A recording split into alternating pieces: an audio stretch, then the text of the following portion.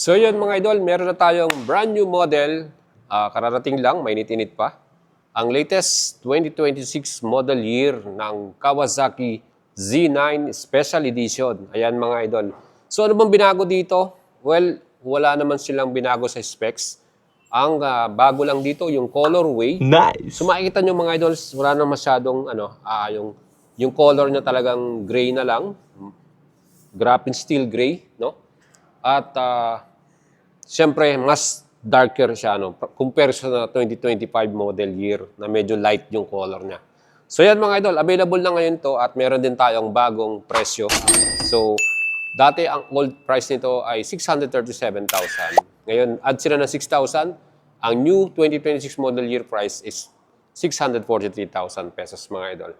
Pwede nyo na mabili via cash payment or financing.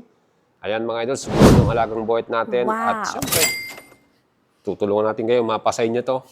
Ito na ang pinaka-loaded sa 948cc category.